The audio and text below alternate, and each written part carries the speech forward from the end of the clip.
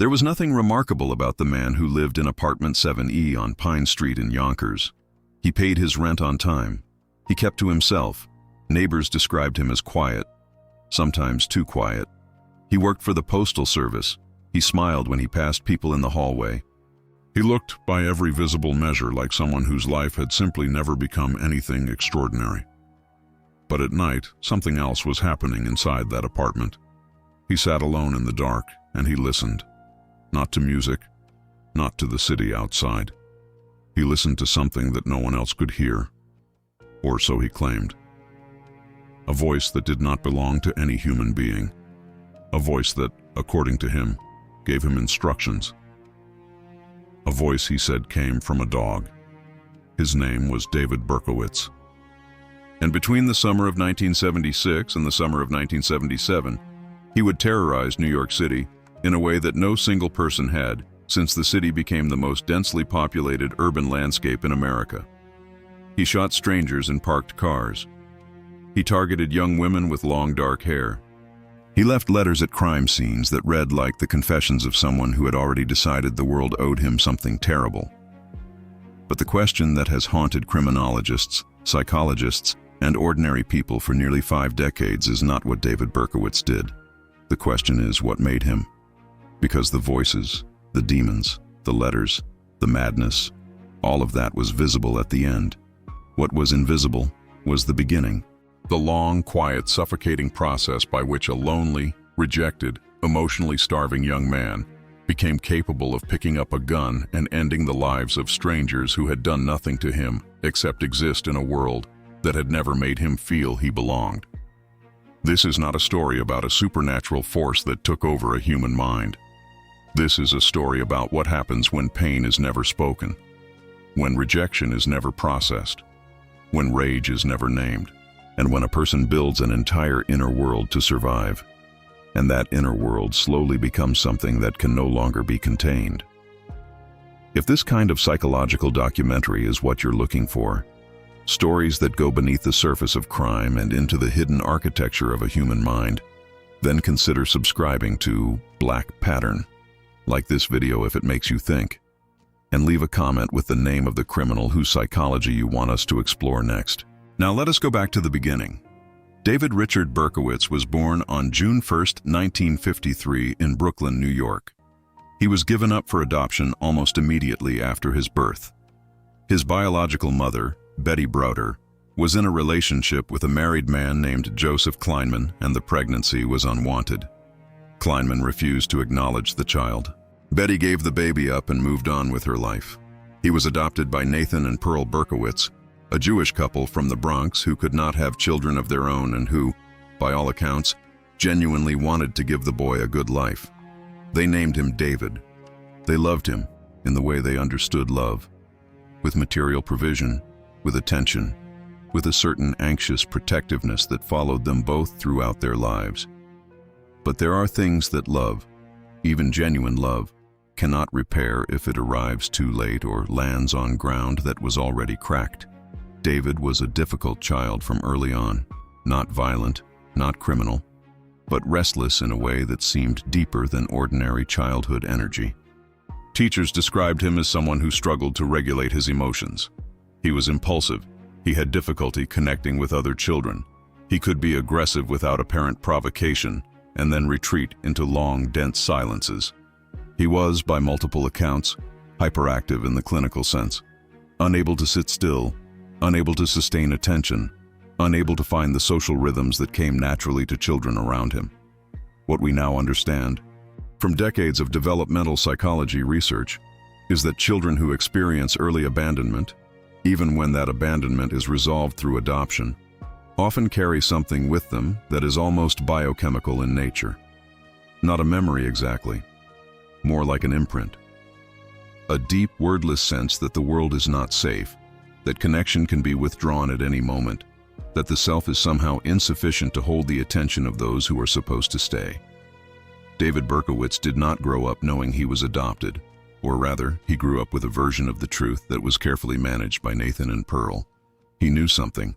Children almost always know something, but he did not have language for it, and so the knowledge sat inside him without a container, shaping his sense of himself in ways he could not articulate. Pearl Berkowitz died of cancer when David was 14 years old. Some researchers have identified this moment, the loss of his adoptive mother, as the fracture point, the place where something that had already been fragile began to split in a way that would eventually become irreparable. David was not simply grieving. He was experiencing, for the second time in his life, the loss of a mother. The first loss had happened before he had words. This one happened at the exact age when identity is forming, when a teenage boy is most desperately in need of a stable emotional anchor, and when the absence of that anchor can distort the entire architecture of the self. His father, Nathan, remarried some years later and eventually moved to Florida with his new wife. David, by then a young man, was left behind in New York. The isolation was not sudden. It had been building for years. But by the time David Berkowitz was in his late teens and early 20s, he was profoundly alone in a way that had become structural, baked into his daily existence, into his routines, into the way he moved through the city. He had served in the United States Army. He was stationed in Korea and in the United States.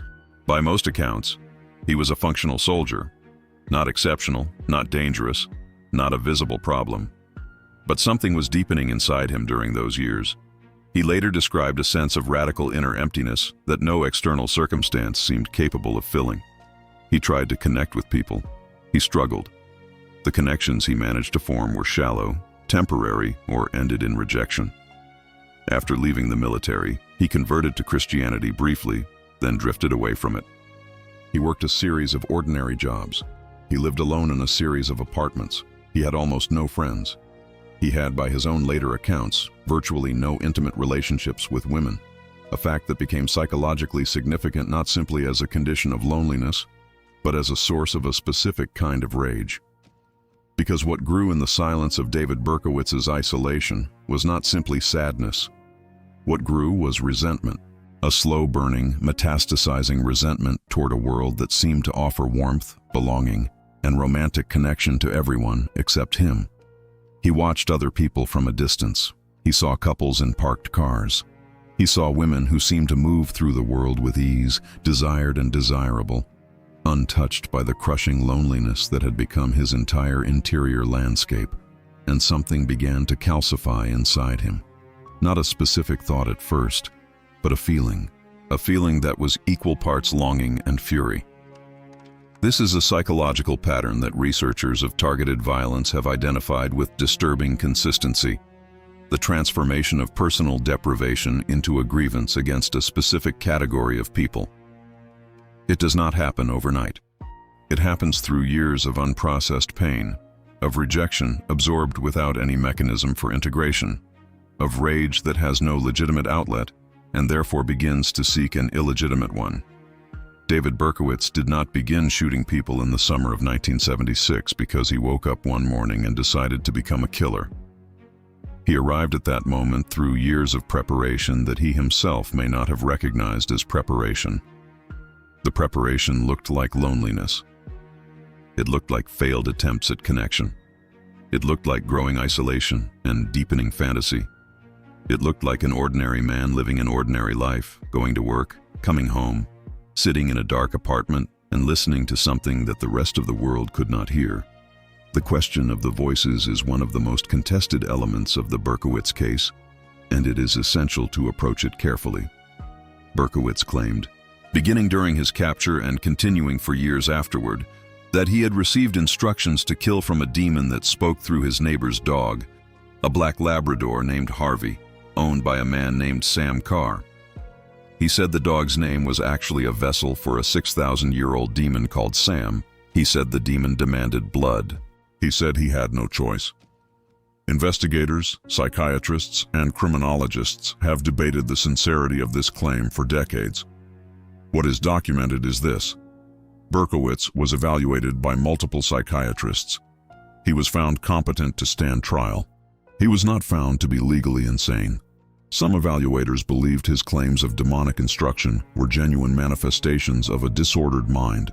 Others believed, and this view has gained more credibility over the years, that the demon narrative was, at least in part, a construction.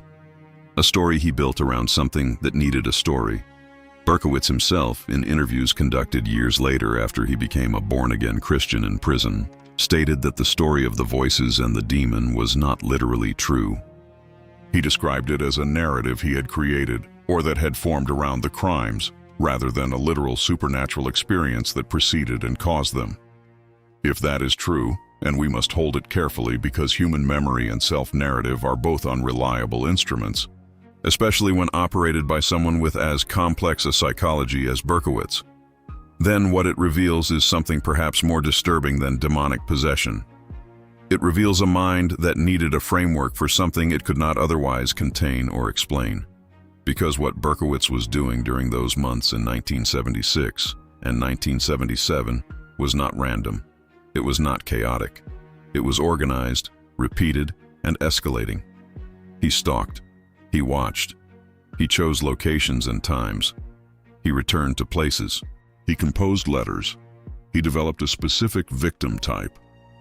These are not the behaviors of a mind shattered by psychosis. They are the behaviors of a mind that had built something, a compulsion, a ritual, a mode of operation, and was executing it with a terrible kind of discipline. His first attack occurred on the night of July 29, 1976, when he approached a car parked on a residential street in the Bronx and opened fire without warning or provocation. 2 young women were shot. One of them, Donna Loria, died. She was 18 years old. Her companion, Jody Valenti, survived. He did not know them. He had never seen them before. They had done nothing. And that is the most psychologically significant fact about this crime. The absolute randomness of the victim selection combined with the very specific targeting of a type. Young women, often with long dark hair, often in parked cars, usually with a companion. This was not random in the chaotic sense. It was random in the predatory sense. The target category was fixed, but the specific individual within that category was interchangeable. Psychologists who study this pattern describe it as a form of displaced aggression. The attacker is not responding to anything these specific people have done to him. He is responding to a category of person who represents something in his internal world, often a source of pain, often a source of perceived rejection or inadequacy. The specific victim is, in the most horrifying sense, beside the point. What matters is what they represent. Between July 1976 and July 1977, Berkowitz attacked 13 people. 6 of them died. All of the attacks followed a recognizable pattern. He approached parked cars at night, usually in residential neighborhoods of the outer boroughs.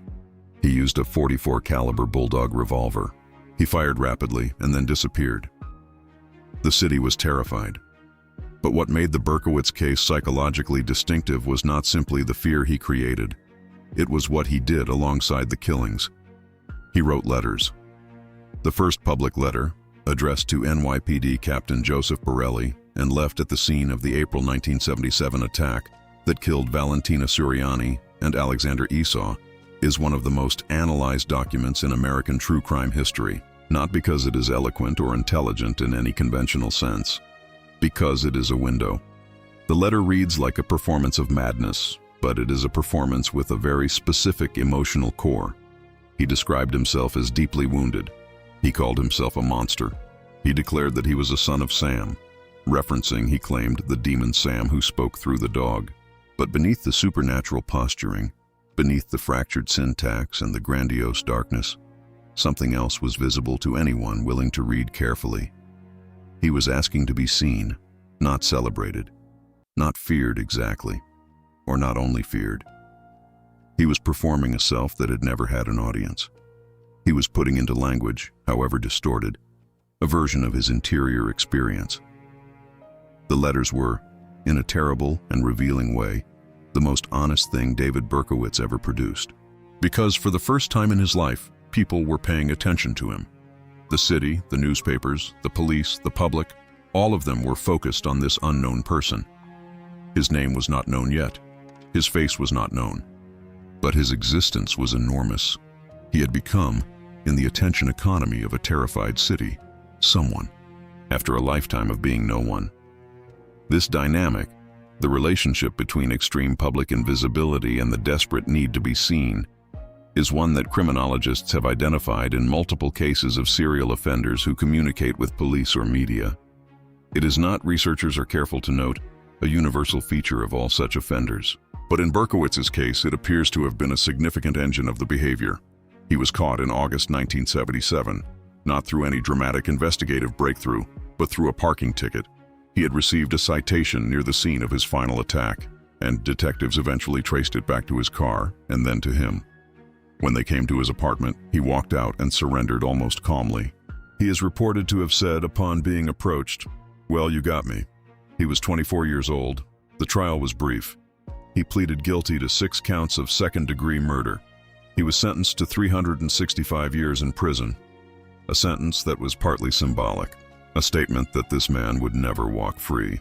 He has been denied parole on every occasion he has appeared before the board, and he has repeatedly stated in his post-conversion persona that he does not believe he should be released.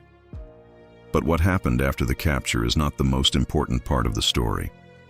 What happened before is, because the pattern of David Berkowitz's life, the adoption, the early difficulty with emotional regulation, the loss of his mother, the deepening isolation, the romantic deprivation, the growing resentment, the construction of an inner world that eventually provided a demonic framework for his rage.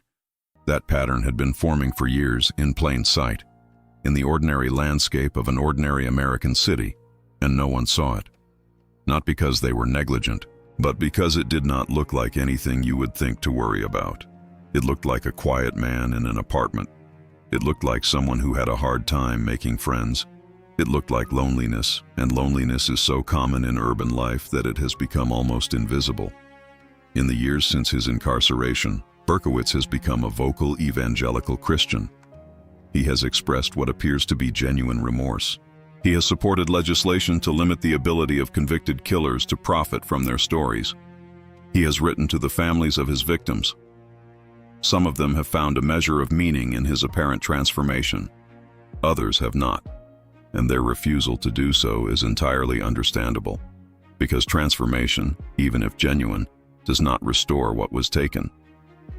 Donna Lauria was 18 when he shot her in the Bronx on that July night. Valentina Suriani was 18 when she died in the attack the following April. Virginia Voskerikian was 19. Christine Freund was 26. Alexander Esau was 20. Stacy Moskowitz was 20.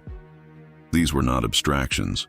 They were people at the very beginning of their lives, people with futures, people who had done nothing except exist in the city at the wrong moment. The psychological story of David Berkowitz is not a story about evil arriving from outside the human. It is a story about what happens when the human, ordinary, suffering, isolated, wounded, is never given the tools to process what it carries. Researchers in developmental psychology have, for decades, documented the long-term consequences of early abandonment, unresolved grief, chronic social isolation, and shame that is never metabolized. None of these conditions, individually or even collectively, produce violence as an inevitable outcome. The overwhelming majority of people who experience profound abandonment, crippling loneliness, and devastating rejection do not become predators.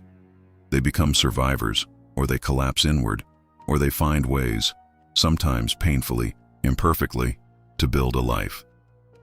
But in a small number of cases, something goes differently. The pain does not find an outlet. The resentment does not find a container. The inner world becomes more and more elaborate, more and more self-sustaining, more and more disconnected from the social reality around it. And in those cases, the question is not whether something terrible might happen. The question becomes whether anyone will see it in time.